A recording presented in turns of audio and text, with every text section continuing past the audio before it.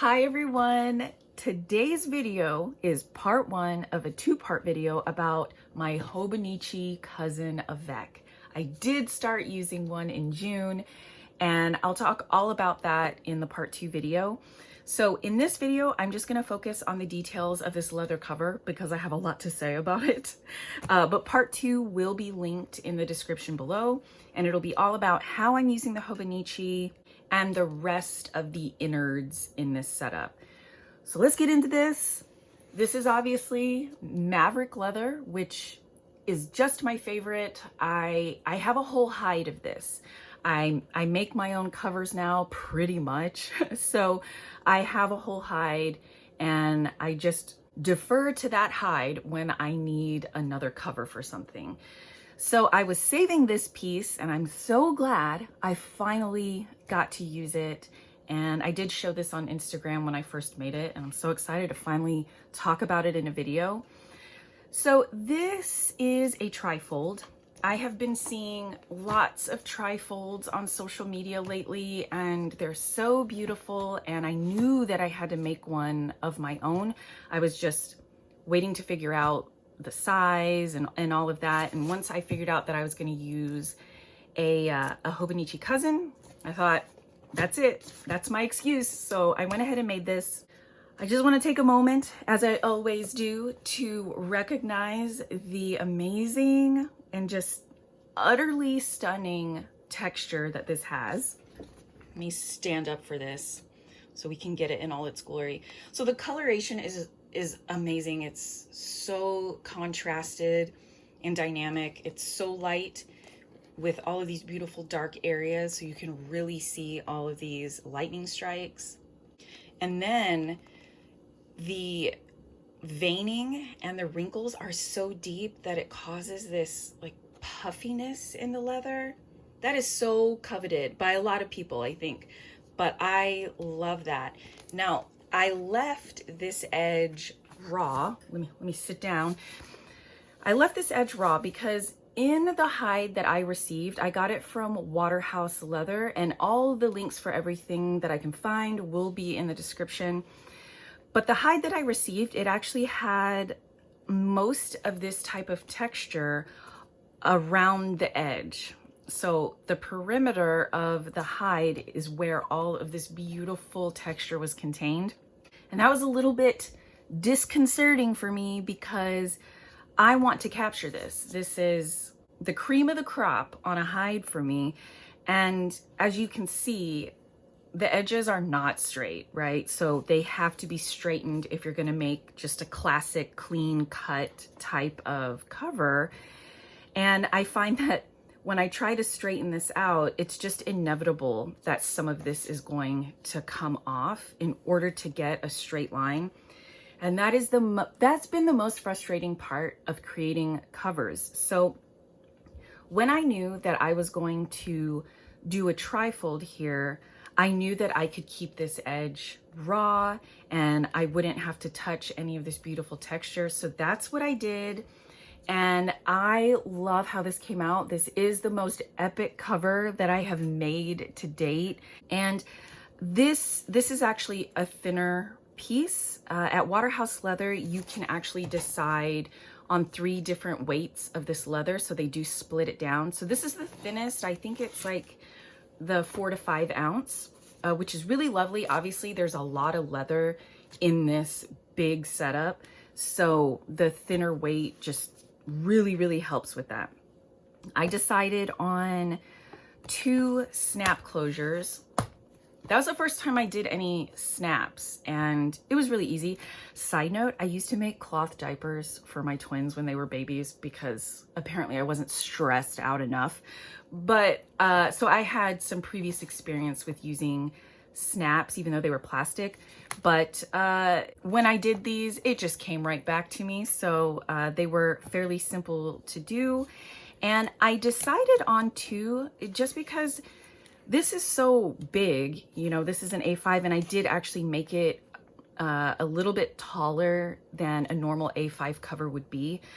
So having just one in the middle, it tended to act kind of like a swivel. So it would kind of pivot on that one point. So I just felt a little bit more secure adding two. So I placed them about 1.5 inches from each side. So they're not perfectly lined up vertically, but they are 1.5 inches from the top and the side. So I really love that. And it is super nice and secure. I got this sort of antique brass color that I think blends in really nicely with this leather, and I just love it so much. So as you can tell, I don't have, when you look at it from the front, you don't see any stitching at all. I opted to just do stitching where I needed it to secure some of the pockets. And if you know me, I'm a fan of continuous stitching all the way around. If I get a cover and there's an abrupt stop in the stitches and you can see it from the front, I'm not okay with that. There's something about that that is jarring to me. So when I made this, I made sure that all of the stitching I did would not be visible from the front. You know, it's just a picky little thing. So on the back, you can see I have stitches here and then a stitch up here. And here's my setup, but I won't get into that now. I will save this for part 2, but I'm gonna take everything out so that we can concentrate on the inside here. All right, and everything very, very simple. I did not want to overcomplicate this at all. And I know what I need and what I was looking for in this setup. And you know, that's the good thing about just making it yourself, is you can create exactly what you want. And honestly, that was the thing I was missing about buying leather covers from other companies, is that you either can't customize or customization is very limited, and there's good reason for that. So it's just the kind of thing that spurred me on to trying to create it myself. But look at that. And this is pretty cool because this is the edge of the leather, and then this goes all the way to the middle. And so this is the back of the water buffalo, and you can see this is where all of that super duper fine texture is, and the whole back is like this. It keeps going on. And then you could tell that it gets more dynamic as it gets closer to this edge. But yeah, that's my whole piece. So you can see I only have 2 slip pockets in here. This is the same leather. It's the same water buffalo leather, and it's a simple slip pocket. That was all I wanted. I didn't want to put any card slots in here because, I mean, it's leather, so it doesn't, well, this one in particular doesn't stretch a whole lot. So even if I added more pockets, it would still be pretty tight for the stuff that I wanted to put in there. So I knew that I was going to put a pocket zip pouch type of insert in here to hold all of these little bits. So I wanted to keep this nice and simple, so that this would be in there and it would reduce bulk, and this would hold everything that I needed. So that is that. This piece actually I had cut for here, and I ended up not using it for here because I realized I wanted it much wider than this, because this back cover goes in here, and then, you know, this is Tomoe River paper. So when it lays on here, however thick this piece is, you know, that bump is going to kind of come through all of these pages a bit. So I knew I wanted it thicker than this. Also, I wanted a thinner piece than this. This is pretty thin for the type of leather that it is. However, it's still too thick, really, to be under Tomoe River paper. And I had this really super thin goat leather. I actually use this to make a floral leather folder that I have in my financial traveler's notebook setup. So I'll link that video below. But I still had some of this leather left, so I cut a wider piece, and this is perfect. This is exactly what I needed to use with this book. And I don't have any pen loops or anything here, and that's because I have this clear cover on here, and it comes with this this pen loop anyway, so if I needed one, that's there for me. This is I believe this is a Midori MD notebook cover, so it fits really well on the Hobonichi Avec. book. So I don't keep one particular pen on this setup. I actually have a lot of different writing instruments that I use in here. So having a pen loop was unnecessary. So I don't need one. And also I didn't want to put one on this leather piece also because it will stop how far this notebook can go in. So the whole reason I did this and left this open on both ends is because depending on how thick this notebook gets, I want to be able to slide this further this way or further this way so that it fits well when this is closed. So as this gets thicker, it may need to shift one way or another. And I really wanted to have that freedom in here to be able to do that. So this is very versatile and it lets me have a lot of wiggle room with this notebook as it grows. You can tell this is actually pretty tall for the size of this A5. This has the plastic cover on it, which adds even more height to the overall A5 size. So I wanted to accommodate for that. And I also didn't want to, have to struggle getting this in. And I was a little worried about how secure it might be. But when I picked this piece of leather, it does stretch, but the way that I cut it, the stretch goes this way, it goes widthwise, and there's not much give at all lengthwise. So it's not actually going to stretch out in the wrong direction, if you know what I mean. So this fits really nicely in here. It's really easy to get in and out, but because it's so wide, I think that makes it extra secure.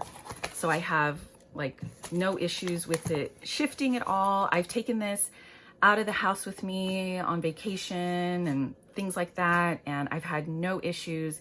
It works really, really well in here. So that is my very, very simple setup. It's just what I need. It lays nice and flat.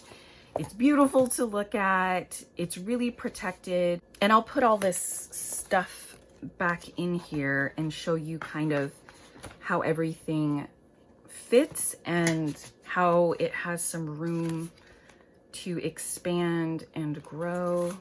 All right, so those just slip in so super nicely in there. And when it's closed, you can see how all of that just sits so nicely. And I will snap these.